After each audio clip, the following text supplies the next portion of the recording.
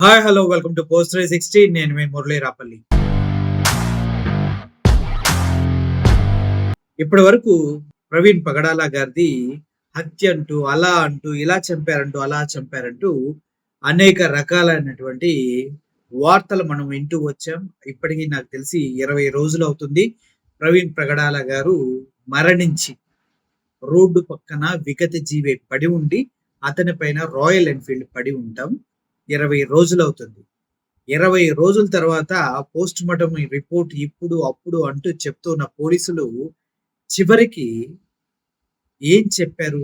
మద్యం సేవించి కంట్రోల్ తప్పి పక్కన పడి చనిపోయాడు అని మాత్రం ఇంటెలిజెన్స్ నివేదికని, సీసీ ఫుటేజెస్ చూసిన తర్వాత, అదే విధంగా ఆ చనిపోయినటువంటి గాయాలని చూసి చెప్తున్నామంటూ వెల్లడించడం జరిగింది. అయితే ఒక్క విషయం మాత్రం వాస్తవం. ఇన్ని రోజులు తీసుకోవడానికి గల కారణం ఏంటి? నిజాలు దాచారా? లేదు, నిజాలు దాయలేదు, వాస్తవాలే ప్రకటించారు. కానీ ఈ విషయాలు అమారా ప్రసాద్ అనే వ్యక్తికి ముందుగానే ఎలా తెలుసు? ఫేస్బుక్లో తను ముందుగానే ఎలా పోస్ట్ చేశాడు? ఒకటి. ఈ విషయాలన్నిటికి సంబంధించిన సీసీ ఫుటేజీలు మీడియాకి ఎవరు రిలీజ్ చేశారు? 2. మళ్ళీ రీపోస్ట్ మార్టం చేయించడానికి పోలీసులు సిద్ధంగా ఉన్నారా? 3. ఎందుకంటే క్రైస్తవ సంఘాలు మొత్తం అతని మరణం వెనక చాలా చాలా చాలా కుట్ర జరిగిందని నమ్ముతూ ఉన్నారు.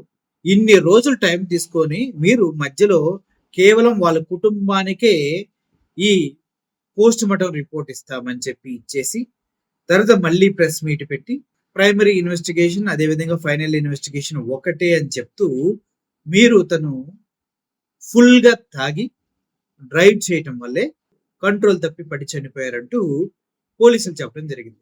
దీనికన్నా ఒక విషయం క్లియర్గా అందరినీ బాధించే విషయం ఏంటంటే, పాస్టర్ ప్రవీణ్ పగడాల గారు చనిపోయారు, దాంట్లో అనుమానాలు ఉన్నాయి అని చెప్తూ ఉండగానే పాస్టర్ అజయ్ కుమార్ని ఎందుకు అరెస్ట్ చేశారు? ఎందుకు ఆయన్ని జైల్లో పెట్టారు? ఎందుకు హింసిస్తున్నారు? తన నోరు ఎందుకు నొక్కేస్తున్నారు? అది ఎక్కడో తెలంగాణలో అరెస్ట్ చేయడం మీరు చెప్పినా కూడా అతను మాట్లాడిన మాటలు ఇప్పటి వరకు ప్రజల్ని కదిలిస్తూనే ఉన్నాయి.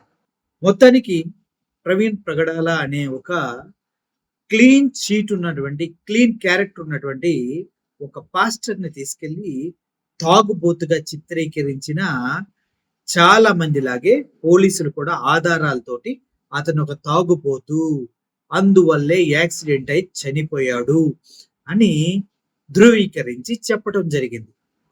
దీన్ని క్రైస్తవులంతా ఒప్పుకుంటున్నారా?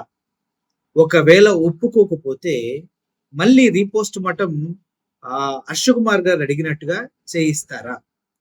కే పాల్ ఏమంటాడు? ఇంకా క్రైస్తవ పెద్దలు ఏమంటారు? సీసీ ఫుటేజ్లు ఎవడు లీక్ చేశారో అందుట్లో ఉంది ప్రవీణ్ ప్రగడాల కాదా? మందు కొన్నప్పుడు ఆయన బిల్ ఇచ్చిన టైంకి చాలా గ్యాప్ ఉంది, 6 నిమిషాల గ్యాప్ ఉంది. ఆ గ్యాప్ ఎలా ఫిల్ చేస్తారు? విజయవాడలో ఆయన ఎక్కడెక్కడ ఉన్నాడు, ఎలా ఉన్నాడు అనే విషయాలు ఎవరు చెప్తారు, ఎప్పుడు చెప్తారు?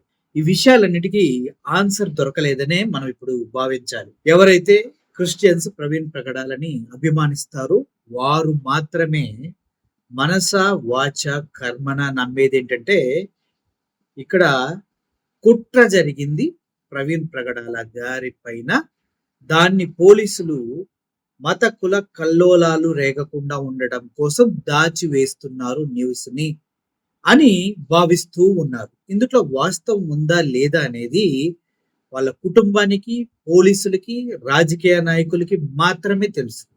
సో ఓవరాల్ గా ఒక మనిషిని చనిపోయిన తర్వాత కూడా చంపేశారు అంటూ క్రైస్తవ సంఘాలు మండిపడుతూ ఉన్నాయి. ఒక దైవజనుణ్ణి, పాస్టర్ని చనిపోయిన తర్వాత మానసికంగా, శారీరకంగా, ఆత్మీయంగా కూడా ఆయన్ని చంపేశారు. ఇది చాలా తప్పు. Okay, thank you for watching this video. ఈ వీడియో పైన మీ అభిప్రాయాన్ని కామెంట్ రూపంలో తెలియచేయండి. అందరి పక్షాన పోరాడతాం. హిందూ, ముస్లిం, క్రిస్టియన్, సిక్కు వేరే భావ భేదాలు మాకు లేవు. We are Indians, we fight for rights. వాళ్ళ క్రిస్టియన్ అయినా, హిందూ అయినా, ముస్లిం అయినా వీఆర్ విత్ యూ. న్యాయం మీ పక్కన ఉండేలా చూసుకోండి అంతే. Thank you for watching this video. Murali signing off. Thank you so much.